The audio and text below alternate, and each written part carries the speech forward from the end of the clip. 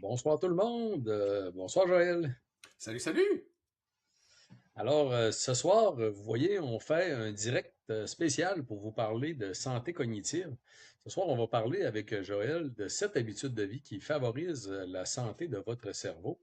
Et on va parler aussi en même temps d'une méthode d'analyse révolutionnaire qui permet d'en savoir plus sur notre santé, mais on va en parler spécifiquement aussi dans l'angle de la santé cognitive. Avant tout, Joël, on peut peut-être te présenter un peu, en fait, pour les gens qui ne sauraient pas encore qui tu es. Outre pour les gens qui sont branchés à ta page personnelle ou à ta page Ouais. professionnelle, là, bon, ça c'est évident. Mais au niveau scientifique, nous autres, on se connaît depuis, on va faire maintenant Une dizaine d'années, facile? une dizaine d'années, ouais, j'imagine. Ouais. Euh, mais bon, peux-tu nous parler un petit peu de toi, de où tu viens, qu'est-ce En que... fait, comme on le remarque peut-être encore parfois avec mon accent, je suis originaire de Belgique. J'ai émigré au Québec en 93 et j'ai donc le bonheur de vivre parmi vous depuis presque 34 ans maintenant, ce qui est une belle chose dans ma vie en fait.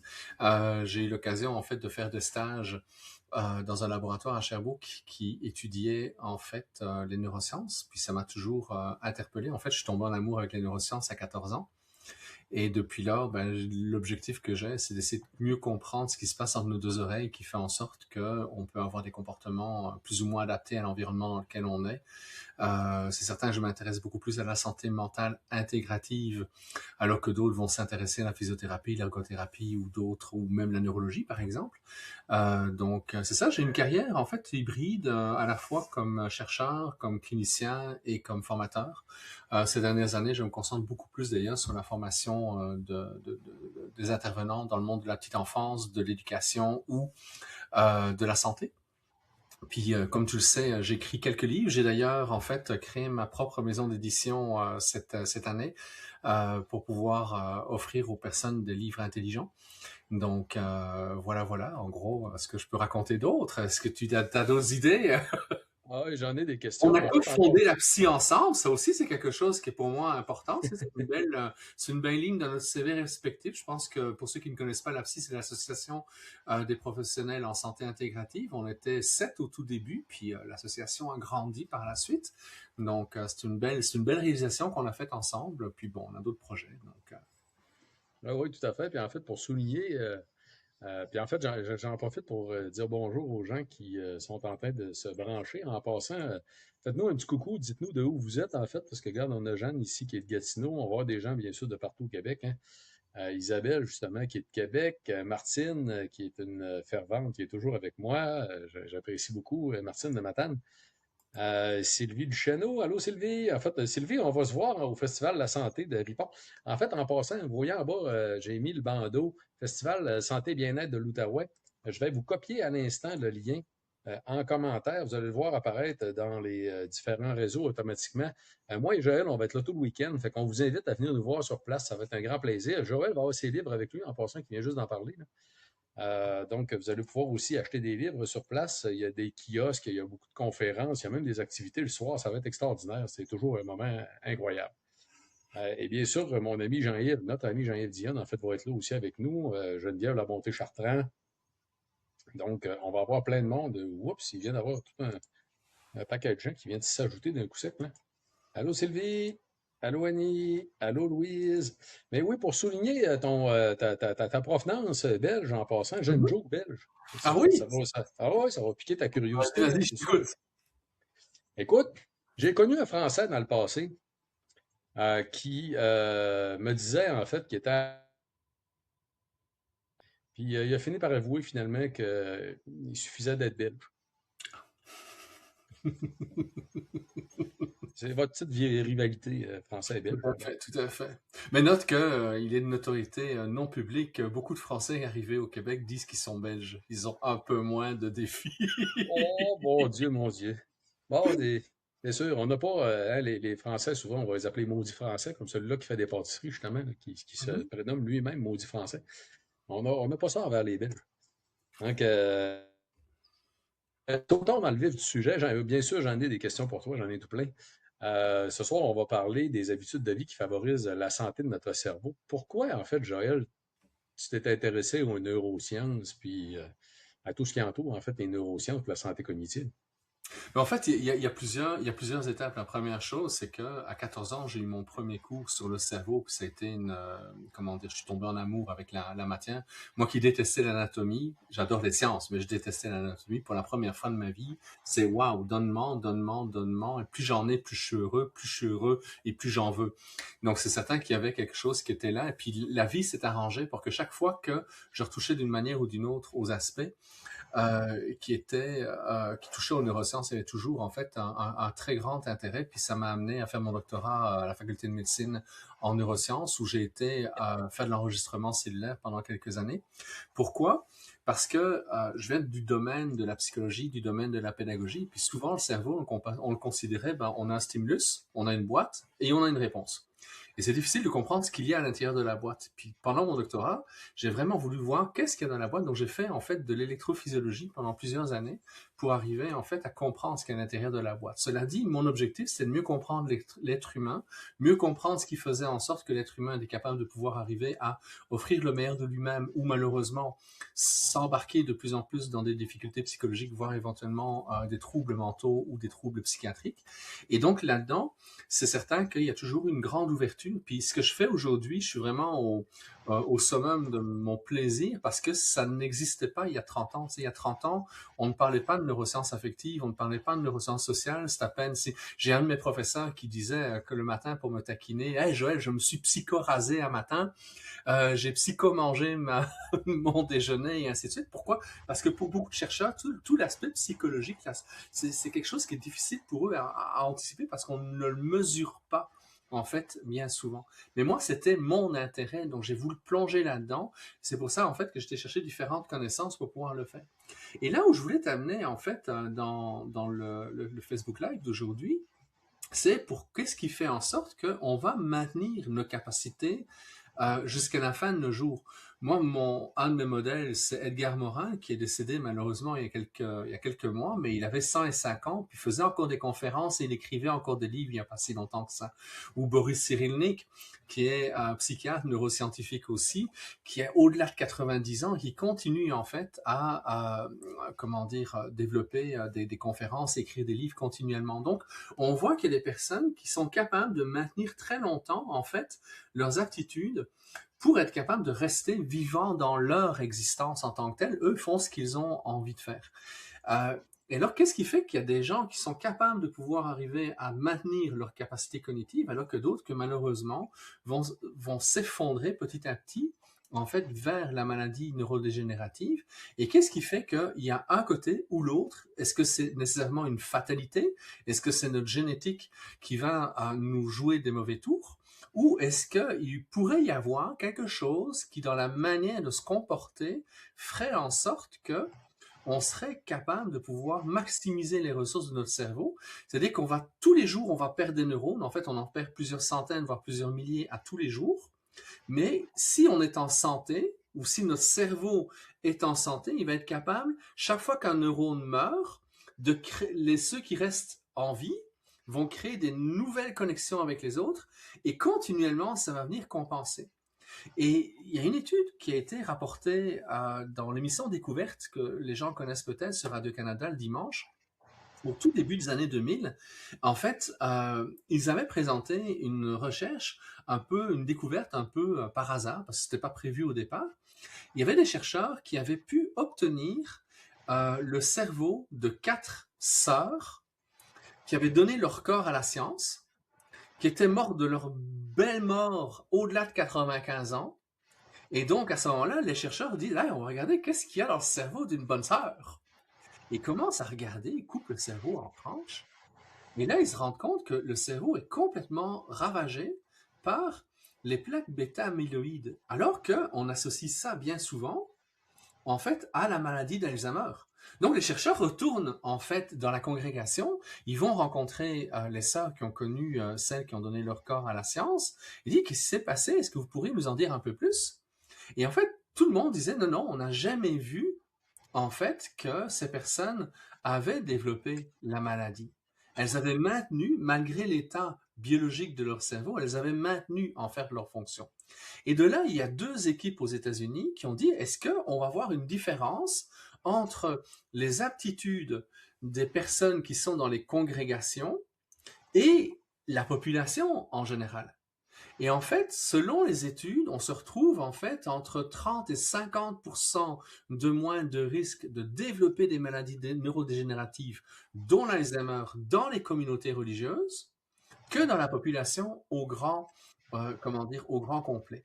Donc, on voit en fait que ces personnes-là, d'une manière ou d'une autre, ont peut-être trouvé une solution pour éviter éventuellement de développer les symptômes de maladies neurodégénératives. Alors, il est fort possible que certaines personnes soient très fragiles au niveau génétique et que malheureusement, elles vont passer par la maladie. Tu sais, par exemple, on sait que la maladie d'Alzheimer, 5% est d'origine génétique. D'accord? Totalement génétique. Donc ça veut dire que à partir de là, ces personnes généralement développent la maladie avant 35 ans et malheureusement sont décédées à 50 ans. J'ai une de mes bonnes amies avec qui j'ai fait mon doctorat, dont sa famille avait cette particularité génétique, puis elle était effrayée à l'idée d'avoir un enfant avant ses 35 ans, parce que comme elle avait plusieurs de ses tantes qui étaient décédées très jeunes, elle ne voulait pas mettre au monde des enfants qui allaient devenir orphelins très rapidement. Puis alors, en fait, elle a eu son premier enfant à 36 ou 37 ans, parce qu'à ce moment-là, elle était certaine de ne pas avoir la maladie. Mais, comme je le dis, c'est 5% des cas d'Alzheimer. 95% des cas d'Alzheimer, c'est une problématique d'origine habitude de vie. Et c'est ce qui explique pourquoi, si on a des bonnes habitudes de vie, même si les plaques bêta-amyloïdes, et ce qui a amené les plaques bêta-amyloïdes dans le cerveau à se mettre en place, parce que c'est certain que c'est une chaîne de réactions biochimiques qui se passe, eh bien, on se rend compte à ce moment-là que il y a peut-être moyen, en fait, de réduire notre vulnérabilité pour faire en sorte, en fait, qu'on soit capable de pouvoir arriver à vivre une belle vieillesse, profiter de la vie. Qu'est-ce que vous voulez faire? Moi, mon rêve, c'est de continuer à donner des conférences et d'écrire des livres. Mais vous, c'est peut-être de jardiner, c'est peut-être de faire de la peinture, c'est peut-être de faire de la musique, c'est peut-être de jouer à la pétanque. Je ne sais pas qu'est-ce que vous aimez. L'idée, c'est que qu'est-ce que vous pouvez faire dans votre quotidien pour faire en sorte que votre vieillesse soit un beau moment, même si probablement vous ne courrez pas le marathon à toutes les semaines comme vous auriez été capable de le faire à 20-25 ans.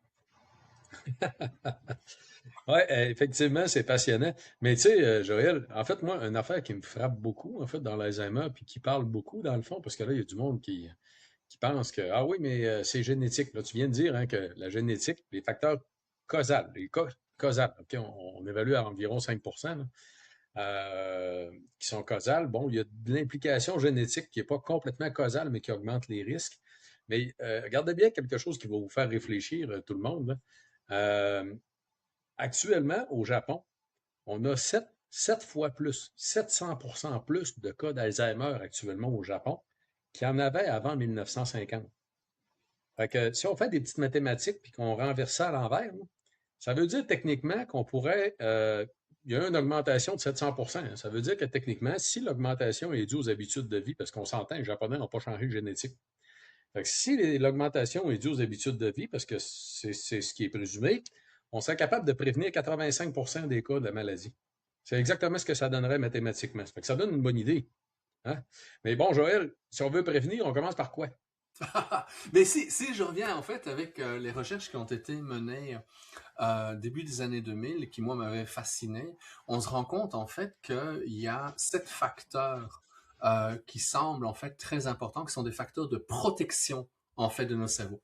Donc en fait, on peut avoir une vulnérabilité génétique, dans le sens que on peut avoir plus dans certaines familles, moins dans l'autre. C'est pas nécessairement une comment dire, tu parlais tantôt de causalité, c'est pas nécessairement une fatalité, c'est juste qu'il y a éventuellement, au niveau épigénétique, il y a une configuration génétique qui fait en sorte qu'on est peut-être un peu plus vulnérable que d'autres de développer telle ou telle maladie. Mais si on a des bonnes habitudes de vie, si on a des facteurs de protection, au lieu de se développer, la maladie, en fait, les aspects génétiques vont simplement être encapsulés et vont être bloqués, ne vont pas s'exprimer, ce qui va nous permettre à ce moment-là d'avoir une vie relativement agréable jusqu'à la fin de notre vie. Alors, quand on regarde les différentes recherches qui traitent de ça, un des premiers éléments qui est probablement important, c'est en fait la capacité de voir la vie d'une manière positive.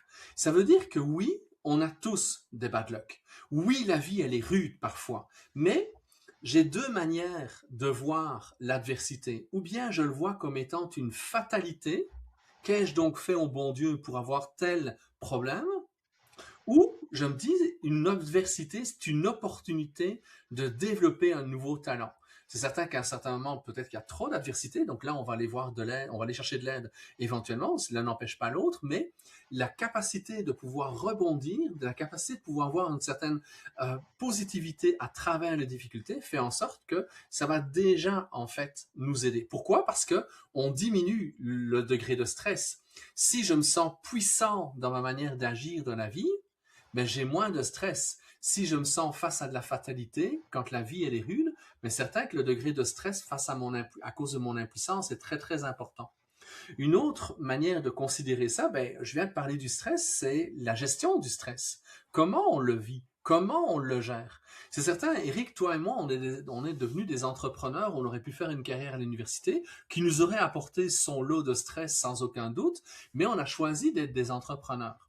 On a choisi d'avoir des employés, on a choisi de pouvoir prendre comment dire, d'être responsable de notre destinée par rapport à tout ça. Et la vie d'entrepreneur, elle est là, ça fait partie, le stress fait partie de notre vie.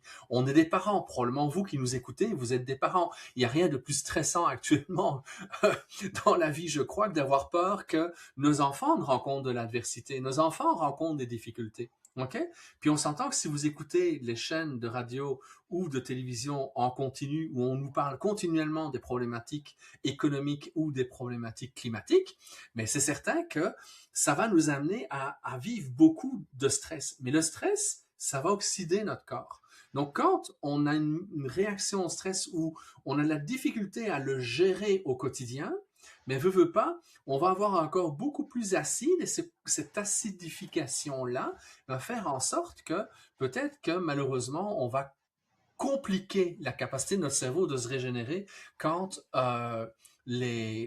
comment dire, certaines problématiques biochimiques sont en train de se mettre en place.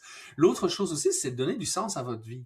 Si vous avez donné du sens à votre vie, si votre vie, en fait, elle est cohérente avec ce que vous espérez vivre ou que vous mettez en place le mieux que vous pouvez, le plus de cohérence possible avec vos idéaux, ça aussi, c'est quelque chose qui, d'une part, va diminuer le degré de stress, mais va vous engager dans la vie. Vous vous souvenez, tantôt, je vous ai dit l'importance de se sentir puissant dans notre vie. Pas puissant dans le sens que de devoir se battre contre les autres.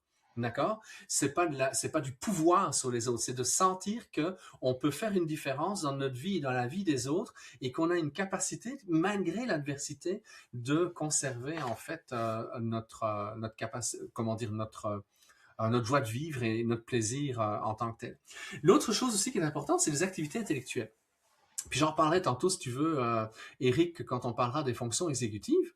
Mais beaucoup de personnes, au moment où ils commencent à ne plus fréquenter les bancs d'école, d'accord, au moment où on termine le cégep ou l'université ou une formation X, Y, Z, il y a des personnes qui ont tendance à ne plus embarquer dans des activités d'apprentissage. Alors, l'objectif n'est pas nécessairement de retourner à l'école à 35 ou à 55 ou à 75 ans, bien qu'il existe des facultés pour les personnes âgées qui peuvent être très intéressantes pour certaines choses, mais c'est de maintenir des activités intellectuelles sur ce que vous aimez. Autrement dit, si vous aimez les voyages, eh bien, au moment où vous allez planifier un séjour à un endroit ou l'autre de notre belle planète, d'accord, c'est d'essayer d'en apprendre un peu plus sur la sociologie, la géographie, l'histoire. D'accord? C'est certain que les tout inclus peuvent être intéressants et parfois c'est bien utile de se reposer, mais en même temps, si vous comprenez un peu plus la manière dont les gens fonctionnent à l'endroit où vous allez aller, ce maintien d'activité intellectuelle va vous permettre en fait de maintenir votre capacité d'apprentissage et votre capacité en fait à réfléchir et anticiper éventuellement certaines choses. Éric, tu t'en parleras certainement 1000 fois mieux que moi, il y a tous les aspects nutritifs, d'accord?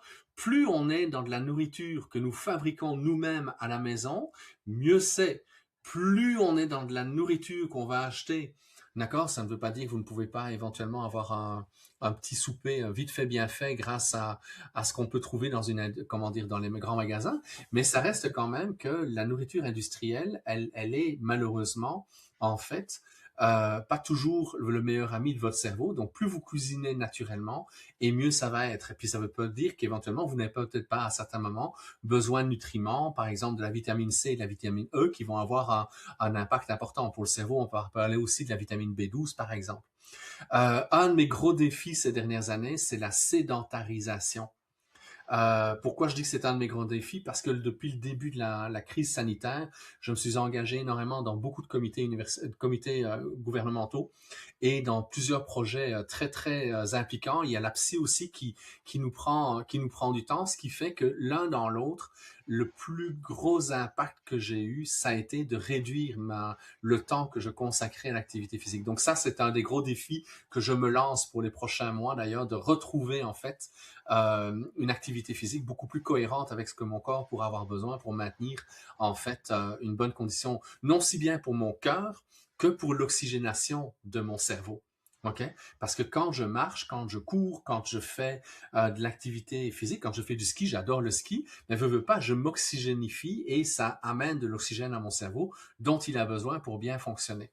OK? Alors, c'est certain que selon qui vous êtes, bon, Eric, il adore les instruments de torture qui sont dans son sous-sol, OK? Et donc, il va aller faire des poids et haltères notamment. Moi, je déteste ça, même si mon ami Eric me dit qu'il faudrait que je m'y mette, parce que si j'en avais un ici dans la pièce, de temps en temps, je pourrais aller en faire entre deux petites réunions ou deux, un moment où je me concentre sur la rédaction d'un livre.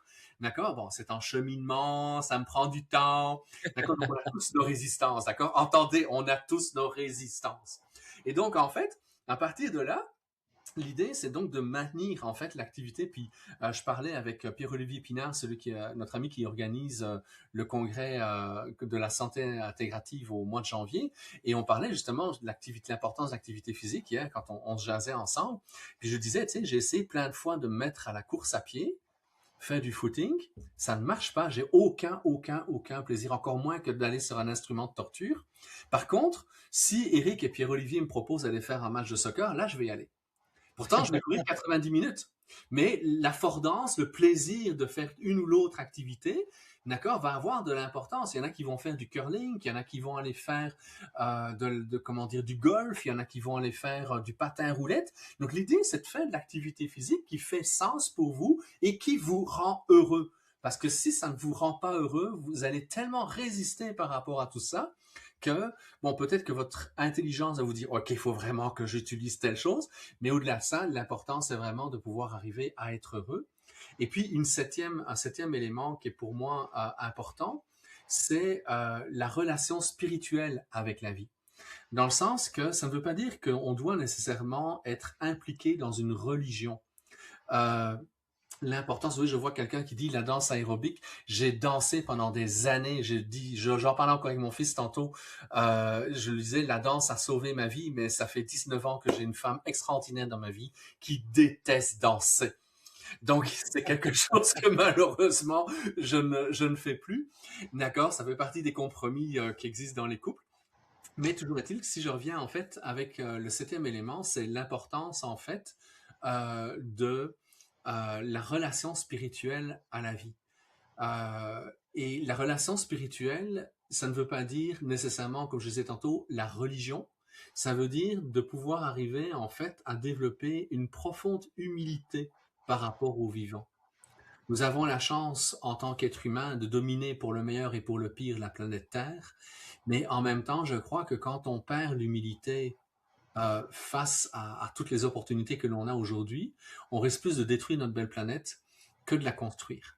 Donc, l'humilité va aussi être en tant que chercheur. Plus j'en connais et moins j'en connais. Parce que plus j'en connais, plus je me rends compte de ce que je ne connais pas.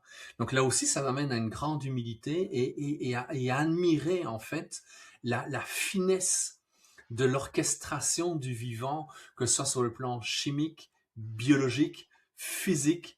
Puis alors après, il y a la psychologie éventuellement qui va émerger de tout ça. Donc voilà, en fait, en gros, les sept grands... oui, l'introspection, vous avez entièrement raison. L'introspection va avoir un rôle important et ça nous amène en fait à regarder comment on va. Puis quelque part, quand on parle d'introspection, ça fait partie de ce qu'on appelle aussi la mentalisation. Puis la mentalisation, c'est pas l'intellectualisation, c'est la relation éthique par rapport aux relations que nous avons avec nous-mêmes ou avec notre entourage. Et donc, plus on est dans une introspection, dans une éthique de vie, dans une éthique relationnelle, dans un engagement pacifique les uns avec les autres, ce qui ne nous empêche pas d'affirmer qui vous êtes, puis de mettre des limites. C'est important, les limites, d'accord? Mais de le faire avec humilité et dans le profond respect pour vous, dans la bienveillance pour vous-même. De ne pas se faire violence. En fait, peux-tu nous les... oui, je retiens toujours cette façon-là de le mentionner que tu m'as toi-même dit à plusieurs reprises.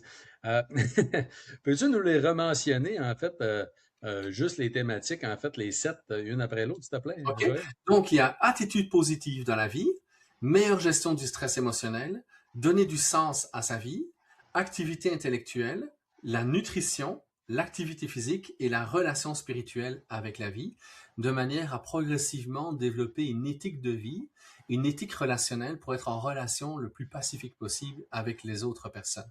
Et ça veut peut-être aussi dire au revoir à certaines relations qui ont fait leur temps, mais qui n'ont peut-être plus de sens dans votre vie aujourd'hui, pour pouvoir faire en sorte que votre vie soit cohérente avec ce que vous voulez vivre.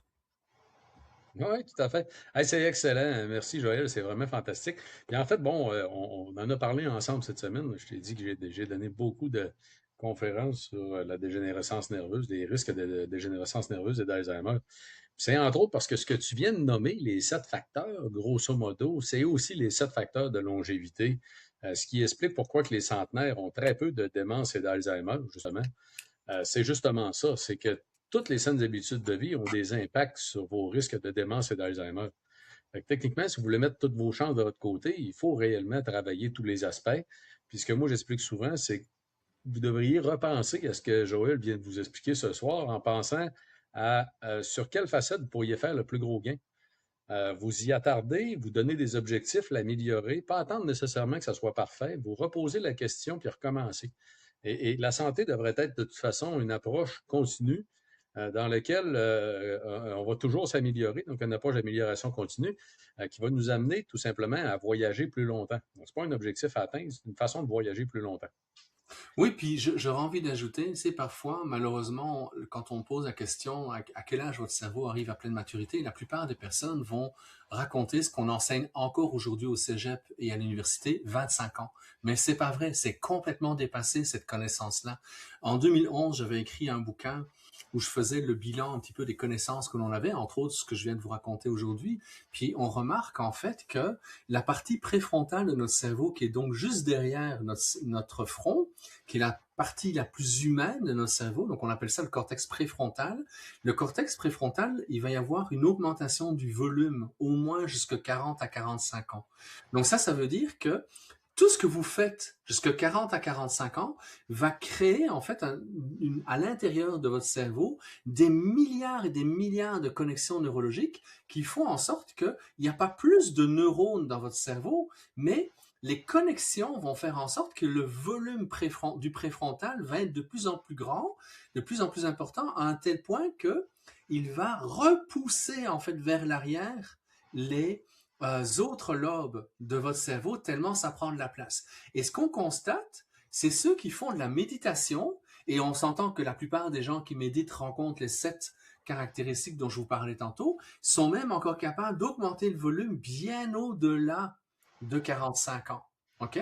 Donc ça veut dire que quand éventuellement il y a une problématique biochimique qui se met dans votre cerveau qui pourrait éventuellement à terme pour certaines personnes apporter de la maladie de neurodégénérescence, mais ça fait que ces personnes-là ont beaucoup moins de risques. On s'entend que quand on médite, quand on est dans la pleine présence, mais on peut voir une meilleure gestion de nos émotions, une meilleure gestion de notre stress, comment dire, meilleure gestion de nos relations. On est peut-être un peu plus conscient que quand on va chez McDonald's, on se retrouve avec des crampes de l'estomac, d'accord? Donc on veut plus aller chez McDonald's après, ok?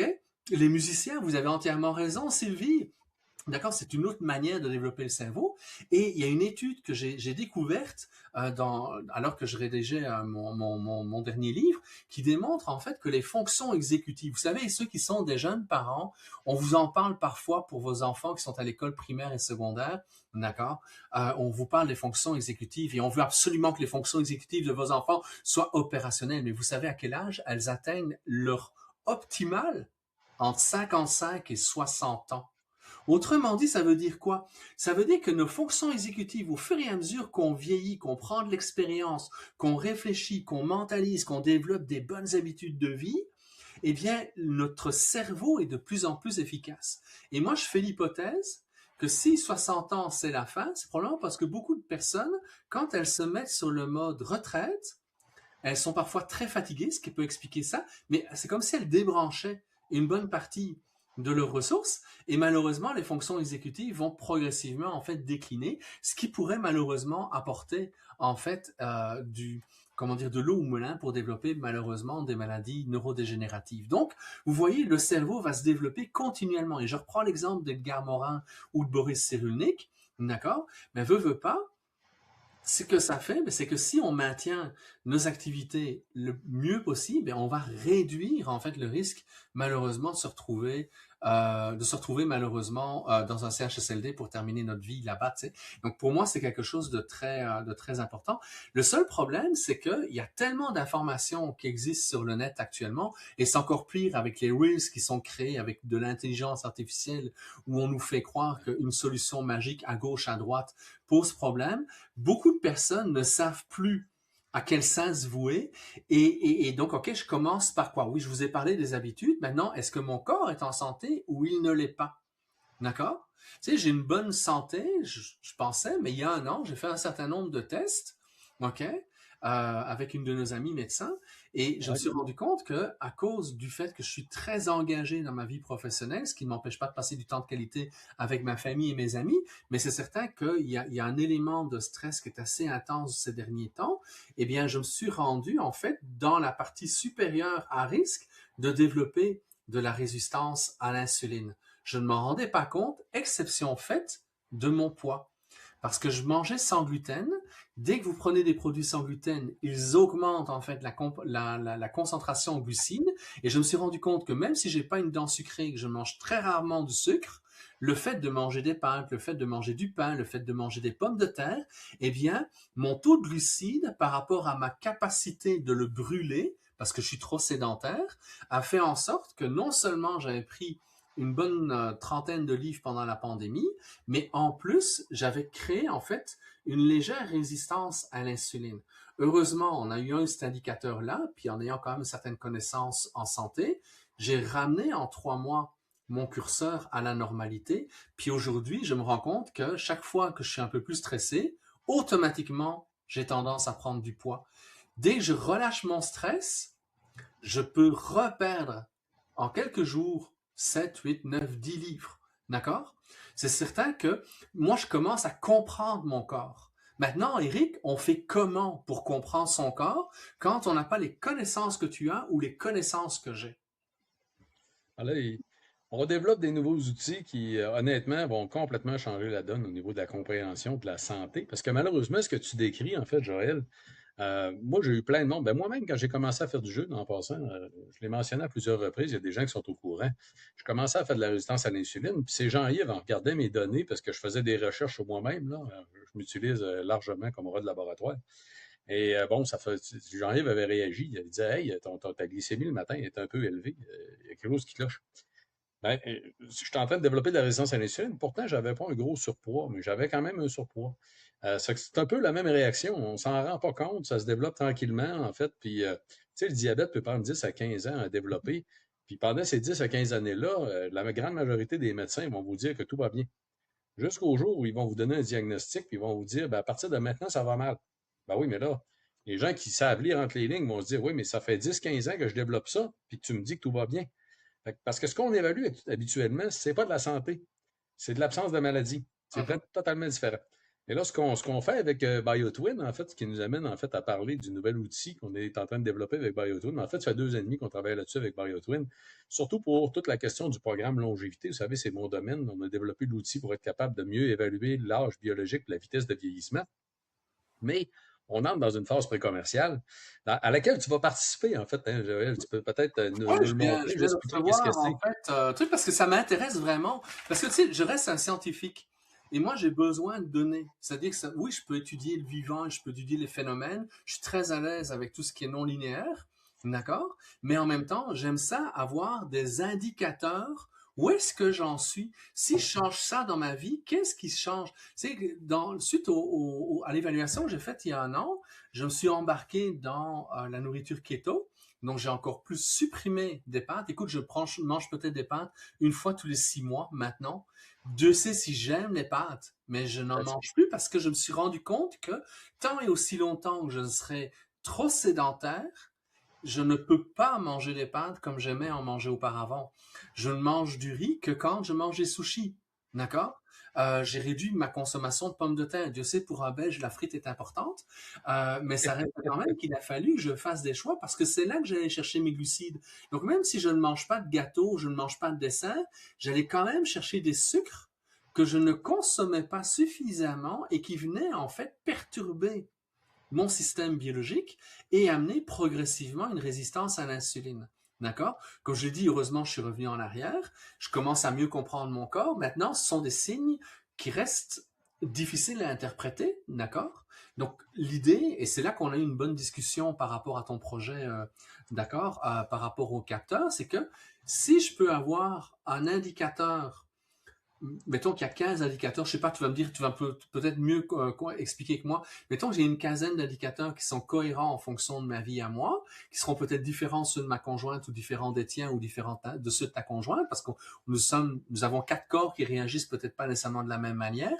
Mais ça veut dire qu'on peut identifier un certain nombre de paramètres qui vont nous permettre de voir, tiens, est-ce qu'on améliore ou est-ce qu'on empire telle ou telle chose, de manière toujours de rester à l'intérieur d'une fourchette dans laquelle on est dans la santé et d'aller bien au-delà. Écoute, si tu écoutes les gens en nutrition, ok, 5 ans, le beurre c'est une bonne chose, 5 ans, le beurre c'est une mauvaise chose. 5 ans, c'est bonne chose, 5 ans, c'est mauvaise chose.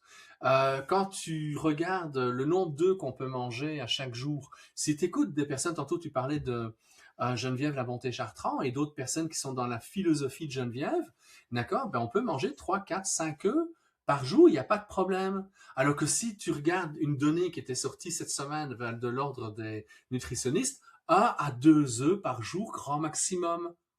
D'accord? Oui, mais c'est quoi la bonne version?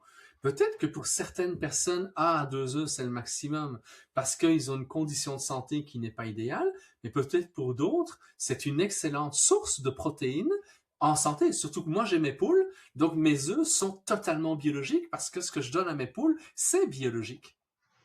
Ah ouais. En fait, Joël, pour éclaircir un peu les gens sur qu'est-ce que c'est, puis tu pourras peut-être nous ouvrir ton enveloppe par la suite, nous montrer qu'est-ce qu'il y a à l'intérieur. C'est que BioTwin est né d'une idée quand même fantastique, en fait, d'un gars de Québec qui s'appelle Louis-Philippe Noël, de d'être en mesure de prévenir, mais très, très à l'avance, des facettes de santé que les molécules qu'on a en circulation sanguine pourraient nous renseigner sur ce qui s'en vient. Parce que lui, il a vu partir, en fait, un de ses voisins très, très rapidement, entre autres, d'un cancer du pancréas. Tu sais, vous savez que le cancer du pancréas, c'est souvent fulgurant, là. Puis bon, il se disait, ouais, mais il doit y avoir une façon de voir venir ces choses-là. Fait qu'au fil des années, parce que ça fait déjà 5 ans que l'entreprise développe ces approches-là, et ils ont des brevets, en fait, sur la démarche, là. Ils ont développé une façon de suivre l'ensemble des molécules qu'on voit en circulation sanguine. Puis quand je parle de l'ensemble des molécules, là, quand vous faites un bilan sanguin avec le médecin, c'est rare qu'il va aller à plus que genre 50 marqueurs qui vont être évalués. Puis c'est des marqueurs diagnostiques de maladies généralement, hein. Oui, Avec puis l'équipe de encore, si jamais BioTwin, il le fait, il risque de se faire taper sur les doigts par le collège des médecins oui, parce qu'ils vont parce y qu'il dire que fait c'est trop. trop de choses. Oui, c'est ça. Avec le système de BioTwin, avec l'outil de BioTwin qu'on utilise pour la recherche justement sur le vieillissement puis sur les gyrosuppresseurs, on voit 290 000 molécules en circulation sanguine. Ça vous donne une petite idée, hein? C'est complètement débile. Et sur les 290 000, on est capable d'en identifier 30 000 parfaitement. Et là, sur les 30 000, qu'est-ce qu'on fait en fait? C'est qu'on fait des recoupements à travers les molécules qui ont des relations sur certaines fonctions physiologiques pour faire ce qu'on appelle des biosignatures. Et là, ce que je vous explique là est unique à l'échelle internationale. Il y a juste BioTwin qui fait ça. BioTwin est en train de développer en fait des biosignatures pour différentes facettes de santé, euh, comme par exemple en fait les facettes cognitives, hein, où là, dans les facettes cognitives, il y a différentes biosignatures, pour vous donner en fait quelques exemples. Dans les facettes cognitives, on a des biosignatures pour l'énergie, mental, l'équilibre de l'humeur, le stress de fond, le stress en tant que tel, la protection cognitive, donc la prévention de la dégénérescence nerveuse, l'axe intestin-cerveau et les lipides protecteurs au niveau du cerveau. Donc, toutes ces facettes-là ont leur propre biosignature qui sont basées sur des biomarqueurs. Et là, on va avoir différents types de biomarqueurs avec une différente quantité. Fait que pour vous donner une idée, là, sur la protection cognitive, on a 29 biomarqueurs qui sont analysés juste pour cette signature-là biologique. Tandis que si on parle, par exemple, de l'axe intestin-cerveau, on en a 71 des biomarqueurs qui sont utilisés pour faire la signature biologique. Pourquoi faire ça, puis à quoi ça sert? Bien là, vous comprenez rapidement que quand on regarde l'ensemble, mettons, des facettes de santé que le système de BioTwin, on a 1000 marqueurs qui sont utilisés, 1000 vues, en fait, de un peu plus de 500 biomarqueurs qui sont utilisés pour faire toutes les différentes biosignatures. Donc, c'est énorme l'information qu'on va chercher. On a tellement d'informations, ça, c'est analysé, en fait, par l'intelligence artificielle, parce que sinon, oubliez ça, on ne sera pas capable de travailler avec autant d'informations. Le système nous permet de non pas avoir une photo de votre état de santé, mais d'avoir carrément une trajectoire. C'est qu'on a tellement d'informations qu'on sait si vous êtes en train de vous améliorer ou de rempirer sur bien plein de facettes de santé. Autrement dit, toutes les biosignatures que je suis en train de vous parler, on est capable justement d'avoir une idée pour chacune des biosignatures si vous êtes en train de vous améliorer ou de rempirer. Fait qu'en plus de vous dire si vous êtes dans un bon état, par exemple, pour l'énergie mentale, on va être capable de vous dire si c'est un état qui semble être en train de se détériorer ou en train de s'améliorer. Et en utilisant l'intelligence artificielle, on est capable d'aller plus loin que ça encore. Vous ciblez, vous pointez, c'est quoi les facettes dans votre santé qui seraient les priorités. Et si vous améliorez ces facettes-là, qu'est-ce que ça pourrait apporter, en fait, et dans le fond, se projeter en avant et prévoir, en fait, l'amélioration que vous pourriez avoir, pas juste sur votre âge biologique ou sur votre vitesse de vieillissement, mais sur vos capacités cognitives, vos capacités physiques, votre capacité à gérer votre stress. Et donc, c'est un outil qui va permettre d'aller très loin en santé, beaucoup plus loin que tout ce qu'on a fait auparavant. C'est extrêmement innovateur. Et là, ce qui est le fun, en fait, Joël, tu montrais l'enveloppe tout à l'heure, c'est les enveloppes pour ceux et celles qui avaient, parce que on a 1000 personnes au Québec qui ont participé à l'étude qu'on a faite sur l'âge biologique, les gyrosuppresseurs. C'est les mêmes enveloppes qui étaient utilisées, en fait, en recherche, qui vont être utilisées aussi pour la commercialisation. C'est que l'équipe de BioTwin, qui était supposée de commencer à commercialiser aux Émirats arabes unis dès cet été, ont reporté la commercialisation aux Émirats arabes unis à cause de la guerre et ont décidé de se tourner en fait au Québec et de commencer une phase de pré-commercialisation. Parce que ce que l'équipe de BioTwin va faire, c'est une chose à savoir qui est importante, c'est des applications médicales. Donc, les applications de santé générale, si vous voulez, ils les font pour améliorer leur système, leur permettre de mieux développer l'outil, mais éventuellement, l'outil va être utilisé pour des applications médicales du genre, justement, prévenir des cas de cancer avant un diagnostic, très à l'avance, en fait, pour augmenter de beaucoup vos chances de survie. Donc, c'est vers ça, en fait, qu'ils s'en vont. C'est à ça que le développement va servir. Mais on utilise l'outil des facettes de longévité, de vieillissement, et on est la seule, en passant, on est la seule entreprise à collaborer et à utiliser l'outil pour la recherche actuellement. Je tiens à le souligner, c'est quand même intéressant. C'est des avancées vraiment extraordinaires. Et là, ils permettent en fait à un groupe sélectionné. Groupe sélectionné, c'est que dans le fond, on ne peut pas aller directement via leur site Internet. Ça prend mon lien pour être capable de participer à la phase pré-commerciale de cet été. Et l'enveloppe que tu as montrée, en fait, Joël, c'est une phase pré-commerciale dans laquelle, pour dans le fond, continuer à développer le système, prendre des commentaires de la population, etc. Ils vont permettre à des gens d'utiliser deux des aspects de leur système, donc l'aspect santé générale, si vous voulez, et l'aspect du programme longévité, qui sont deux programmes parallèles. Mais là, les deux dans le même, en fait, qui normalement, ça vaut 2000 okay? Je vous le dis, cet automne, quand ça va être lancé, puis on y parle du mois d'octobre, ça va valoir 2000 là, il l'offre à 895. Fait que les gens qui veulent bénéficier de ça, vous avez un très gros rabais parce que justement, vous allez utiliser les premières versions, vous allez pouvoir donner vos commentaires, participer à l'amélioration, en fait, du développement du système. Il y a déjà beaucoup de gens, en fait, qui l'ont fait, là. Puis on va probablement le laisser ouvert. Au début, on avait sélectionné 50 personnes parce qu'on voulait une cohorte variée, mais on va le laisser ouvert probablement jusqu'au début du mois d'octobre. On va voir, là. Donc, c'est possible, en fait, de bénéficier, en fait, du rabais À moins qu'à un moment donné, bon, l'équipe de BioTwin dirait c'est suffisant, on va arrêter là. Mais pour tout de suite, en fait, on ne voit pas qu'on va l'arrêter rapidement, mais profitez-en. De toute façon, perdez pas de chance, là. C'est le temps d'en profiter. Mais Joël, je l'ai bien expliqué, c'est-tu pas pire, ça se comprend? Oh oui, tout à fait. OK. On peut peut-être regarder, rouvre l'enveloppe en fait avec nous, montre-nous ce qu'il y a à l'intérieur. Je vais vous expliquer comment ça fonctionne.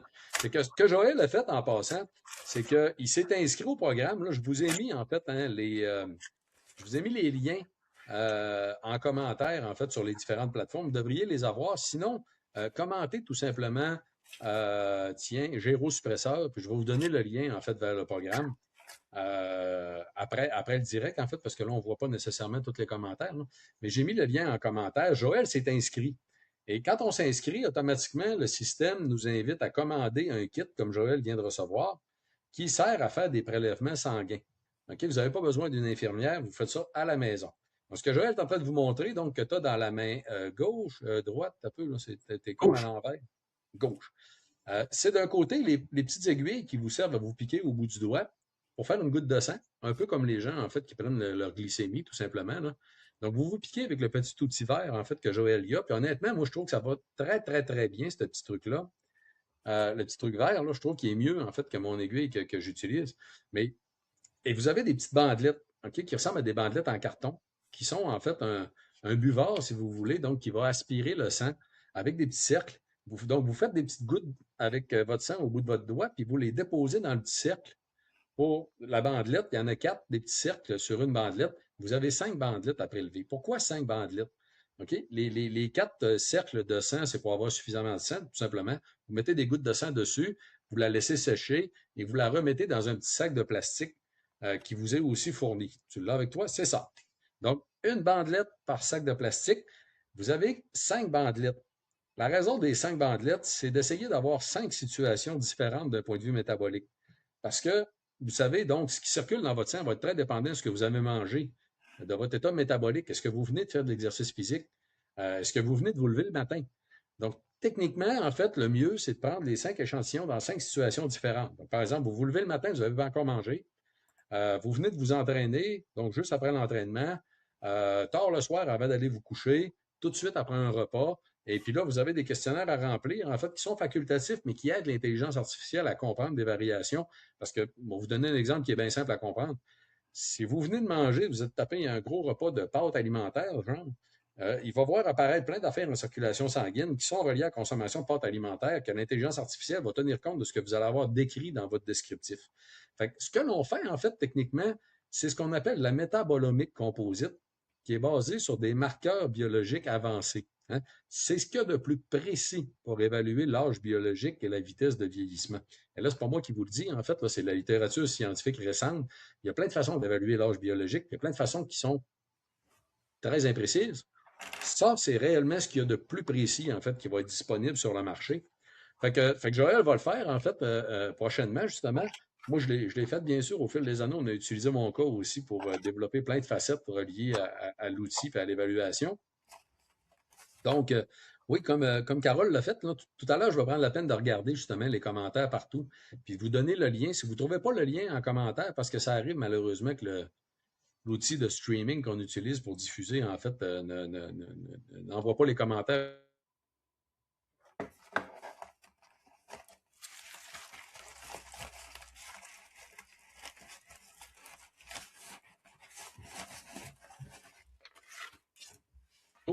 OK, assez rapproché, tout simplement.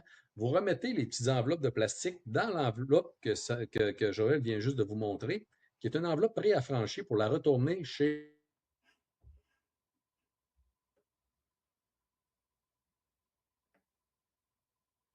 vous confirmer qu'est-ce qui se passe dans votre cas, qu'est-ce qui se passe dans votre dossier, où ils en sont rendus avec l'évaluation de l'analyse. Fait que, mais qu'ils reçoivent les échantillons, entre autres, ils vont vous confirmer qu'ils ont reçu, ils vont vous dire que ça prend 2 semaines, en fait, faire les analyses, plus une semaine, faire de la compilation, en fait, de l'évaluation des résultats. Par la suite, ils vont vous rendre disponibles les résultats en ligne directement sur votre compte. Et il y a juste vous qui pouvez les voir.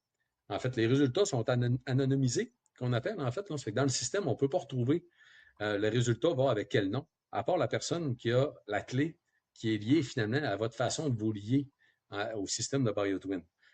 Donc, ceci étant dit, ils vont vous donner vos résultats. Qu'est-ce que ça va faire une fois que vous allez avoir vos résultats? Deux choses.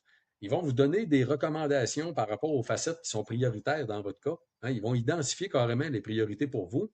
Puis ils vont le faire d'une façon relativement simple pour que ça soit facile à comprendre pour tout le monde.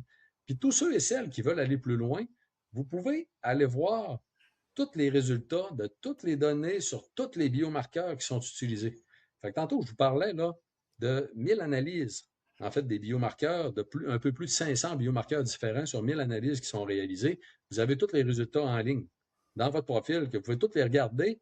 Quand vous cliquez sur un biomarqueur, l'intelligence artificielle va automatiquement vous expliquer à quoi il sert, dans quelle situation il va varier, puis qu'est-ce que vous pouvez faire pour l'améliorer, en fait, si dans votre cas, il était à améliorer.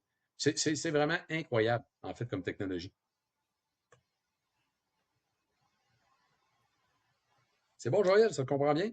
Oui, tout à fait. Je suis désolé, j'ai l'impression que ça coupe parfois. Il y a des gros orages ici pour le moment. Je ne sais pas si le streaming est correct pour tout le monde, j'espère en tout cas. Ouais, ça a peut-être coupé. Moi aussi, j'ai vu que ça avait coupé un peu. J'espère que justement, vous aussi, c'est correct pour tout le monde. Est-ce qu'on utilise les 5 bandelettes la même journée? Non, ben, c'est ça ce que je viens de vous dire. En fait, c'est parfait. Parce que techniquement, ça va vous permettre d'aller chercher des situations différentes par rapport à vos habitudes de vie. Fait que oui, en fait, si vous voulez le lien, écrivez Géro Suppresseur. En fait, on vous donnera les liens tout à l'heure. Parce que je crois que probablement, je suis allé voir en fait tout à l'heure pendant que tu parlais, puis je crois que ça n'a pas fonctionné, que les liens ne se sont pas copiés partout comme le système serait supposé de le faire. Là. Mais bon, vous savez, la technologie, malheureusement. Fait que, on le fera après, mais vérifiez de toute façon nos pages Facebook. On va aussi faire des publications au cours des prochains jours sur l'utilisation de l'outil. Ça fait que si ça vous intéresse, en fait, de faire partie de la phase pré-commerciale et de participer, vous allez trouver le lien facilement. On va le partager sur nos différentes pages Facebook. Et là, avec Joël, on va même aller plus loin, puisque Joël me l'a offert, en fait, là, de participer à l'approfondissement ou la meilleure élaboration, si on veut, de toutes les applications côté cognitif. Là. Ça fait que oui, on va le regarder, en fait,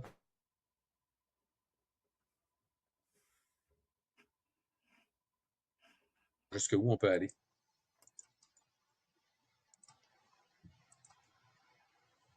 Ah, tiens. Mais oui, ça gèle un peu. Oui, mais c'est ça, il y a les gros orages viennent de passer par-dessus la maison. J'imagine qu'ils vont arriver chez toi dans pas longtemps. Donc, Ah, on en a eu un peu après-midi. C'était quand même, il y a quand même plu pas mal. Là. Mais bon, en fin de semaine, il annonce quand même beau. Hein, ça fait qu'on vous le rappelle en passant. Moi puis Joël, on va être tout le week-end au Festival de la santé de tout le l'Outaouais qui a lieu au centre de vie, en fait, à Ripon. Vous voyez la mention, en fait, au bas de l'écran qui circule. Là. Ben, en fait, ça peut être dans le haut de l'écran, dépendamment de sur quelle plateforme vous êtes. Là. Mais c'était l'occasion rêvée en passant de venir nous parler de si vous avez des questions ou quoi que ce soit. N'hésitez pas, de toute façon, si vous avez des questions aussi sur l'usage du système, là, ben, est-ce que tu as des questions, en fait, Joël? Est-ce que c'était pas non, mal je pense que complet et non. Je clair? pense que j'ai assez. Bon, c'est certain que je pars peut-être d'un point différent de personnes qui nous écoutent pour le moment, vu qu'on en avait déjà parlé à quelques reprises. Mais c'est certain que j'ai vraiment hâte de voir ce que ça peut donner. Et je crois qu'à partir de là, je vais regarder qu'est-ce que je peux faire pour optimiser ma santé, que ce soit sur le plan physique ou mental, de manière à atteindre mes objectifs. Donc, de continuer à écrire des livres jusqu'à 105 ans. Ah, oui, effectivement. Effectivement, ça va être un bel outil pour ça. Puis bon, on parlait de Geneviève tout à l'heure, puis de Jean-Yves Dionne, mais Geneviève La Bonté Chartrand, puis Jean-Yves, les deux l'ont fait aussi. Fait que j'ai hâte de voir. On va pouvoir comparer nos résultats puis parler justement des biomarqueurs en question. Mais ça va être complètement passionnant, en fait, hein, parce qu'il y a il va y avoir tellement d'informations qui vont être données là. Ça va être vraiment passionnant de voir tout ce qu'on peut faire avec ça. Puis les possibilités de se retester par la suite aussi, puis de voir comment on a évolué, éventuellement. Ça fait que Oui, parce que ça va être c'est vraiment génial. là que devient l'intérêt, c'est que si on peut cibler un certain nombre de paramètres qui sont à surveiller, d'accord, que ce soit en fonction de notre âge ou de notre sexe, ou de notre expérience de vie, ou des premiers résultats, mais ça va permettre éventuellement de voir si la transformation des habitudes de vie, elle est suffisamment efficiente pour faire en sorte que justement on va optimiser la qualité de notre bien-être. Ah ben oui, en fait, l'objectif était, ouais. Dans mon cas, étant donné qu'on voulait étudier la longévité, le vieillissement, l'âge biologique, en fait, la vitesse de vieillissement, on voulait un outil qui était capable de donner un 360 au niveau de la santé, vraiment très complet. Mais BioTwin va beaucoup plus loin que juste les aspects de longévité en tant que tel, là. Fait que oui, effectivement, écoute, ça va être la façon, je crois, aussi de motiver beaucoup de monde. Parce que, veux pas, tu sais, on sait actuellement de point de vue biologique on a au moins 30 ans de jeu dans la population entre notre âge chronologique et notre âge biologique.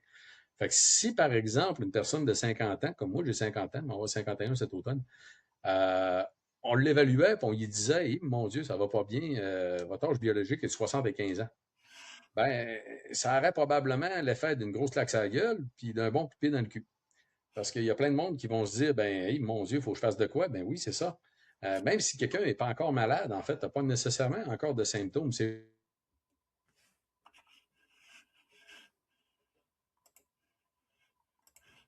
dire, ben, j'étais à 75 ans dernièrement, maintenant, je suis à 65. Parce que ça peut s'améliorer quand même rapidement. Fait que ça va être extrêmement intéressant.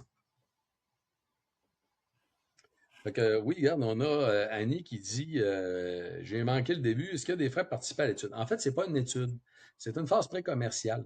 Et étant donné qu'ils vont raffiner de beaucoup le système encore d'ici l'automne, fait que les gens qui vont participer vont, dans le fond, aider à développer le système, ben, au lieu de le commercialiser puis de le vendre tout de suite à plein prix, ce qui aurait coûté 2000 en fait pour le.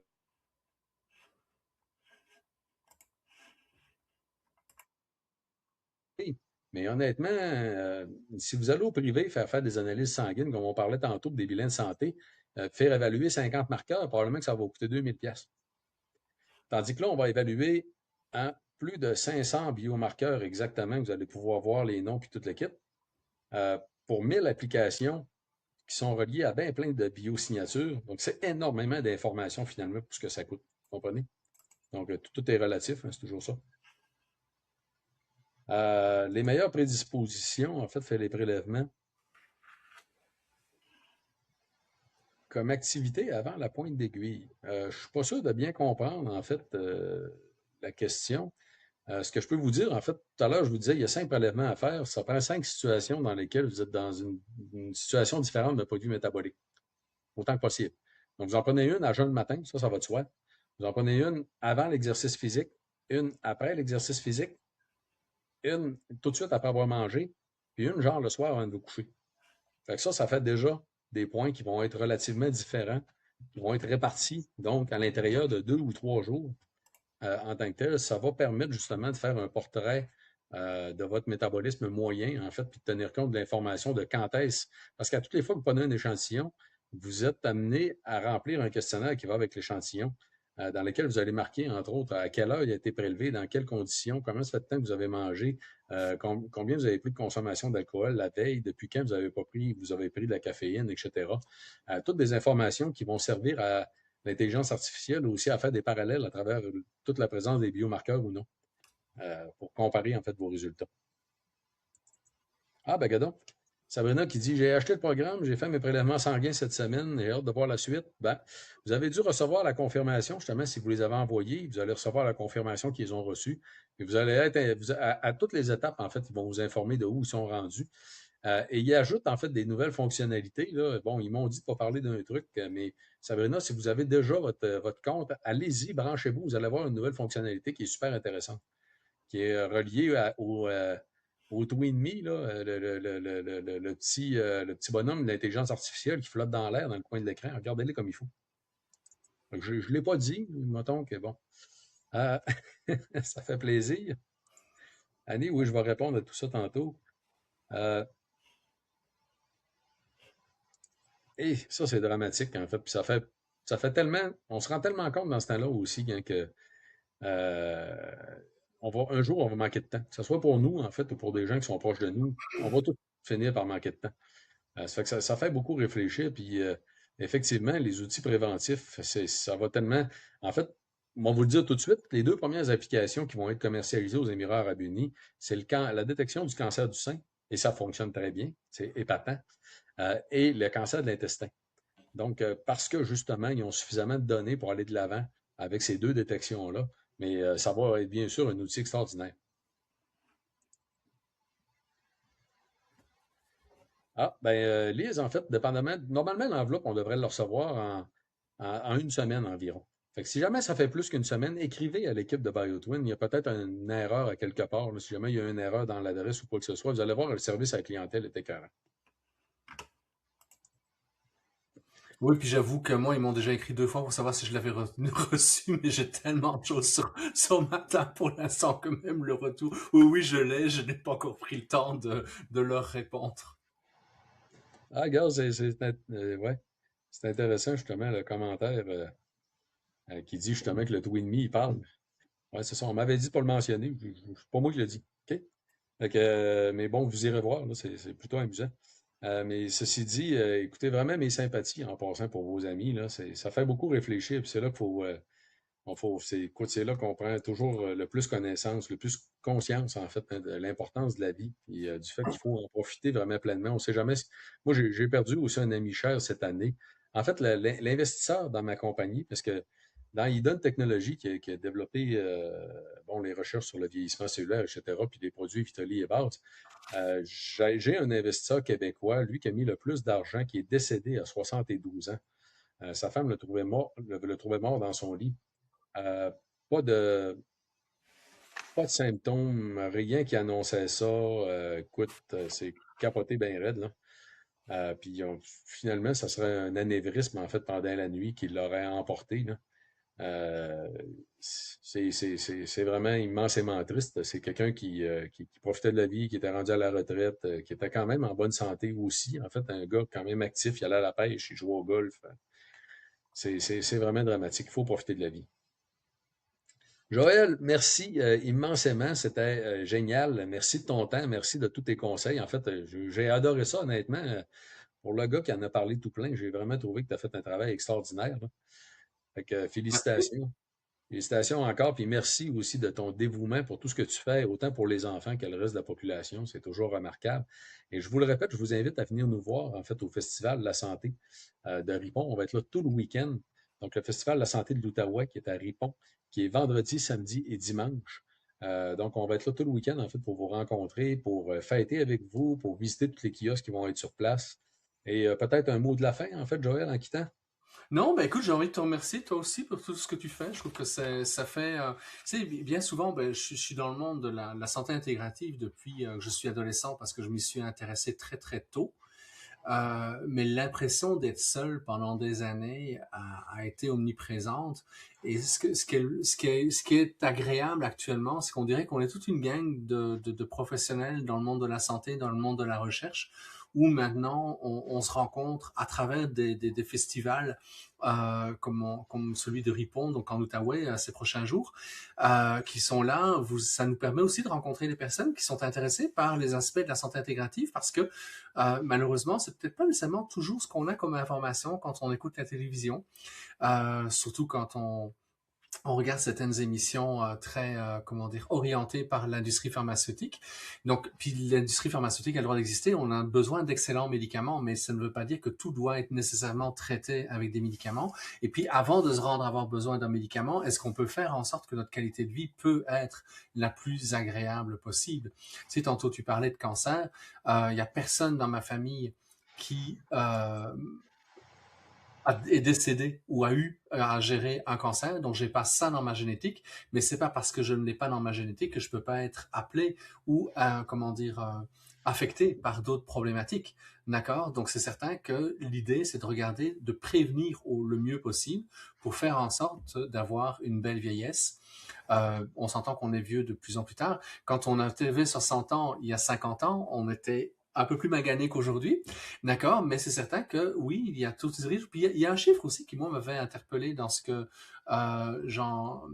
comment dire, ah zut, j'ai oublié notre ami qui fait du vélo et qui fait le défi Pierre Lavoie. Voilà, je cherche son nom, Pierre Lavoie, qui rapportait en fait que notre espérance de vie au Québec est environ une dizaine d'années de plus qu'aux États-Unis et plusieurs années de plus que dans le reste du Canada. On équivalait ce qu'il y avait dans les pays nordiques. D'accord? Donc, on est aux alentours de 85 ans alors qu'on est à 70, 75 aux États-Unis. Mais qu'est-ce qui fait la différence entre les pays scandinaves et nous? C'est qu'on a besoin de médicaments 15 ans plus tôt que les Scandinaves. Pourquoi? Parce que les pays scandinaves ont, par nature, d'accord, toujours développé des saines habitudes de vie. Ça ne veut pas dire qu'ils ne peuvent pas aller dans un fast-food de temps en temps avec une gang d'amis. Ça ne veut pas dire qu'ils ne peuvent pas prendre un verre de vin ou un verre de bière. Ça veut juste dire qu'il y a un équilibre. Et comment est-ce qu'on trouve cet équilibre-là quand, malheureusement, les instances publiques ne nous informent pas toujours de quelle manière on pourrait arriver à prendre soin de notre santé. Et puis, c'est là que des projets, que ce soit le festival, que ce soit toi avec BioTwin et tes amis. D'ailleurs, on va peut-être collaborer en recherche ultérieurement. Tu sais, il faudrait que je rencontre tes collaborateurs parce que je pourrais apporter peut-être tous les aspects de la santé mentale. C'est sûr. C'est intéressant. Je vous en ai parlé déjà. Ça m'intéresse aussi, tu sais, de comment est-ce qu'on peut maintenir nos fonctions cognitives jusqu'à la toute fin. Donc, à partir de là, et puis s'en aller d'un bon souffle au moment où on est prêt à partir, parce qu'il y aura une date de péremption, qu'on le veuille ou qu'on ne le veuille pas. Donc, merci de nous avoir écoutés ce soir. J'espère que vous allez regarder à comment changer vos habitudes de vie. Si jamais vous venez au festival à Ripon ces prochains jours, Eric et moi, on va être dans 2 kiosques, l'un à côté de l'autre. Donc, vous aurez un 2 pour 1 en venant nous voir si vous le souhaitez, puis continuer en fait à jaser en fait avec nous. Puis c'est une gang, vous allez voir, il y a des conférences, c'est les 2 organisateurs, Hélène et Michel, sont incroyables. C'est pour moi, je les ai rencontrés l'année dernière, j'étais leur invité d'honneur. C'est vraiment une histoire d'amour, d'amitié qui est née à ce moment-là. Puis Eric, toi, tu les connaissais depuis un peu avant. Donc, c'est vraiment 2 belles personnes extraordinaires qui se dévouent corps et âme à la santé et au bien-être des gens. Donc, venez nous retrouver. Vous êtes les bienvenus. Merci, merci encore, Joël. Merci tout le monde d'avoir été des nôtres. Au plaisir de vous voir en fin de semaine. À Salut à tout le bientôt. monde.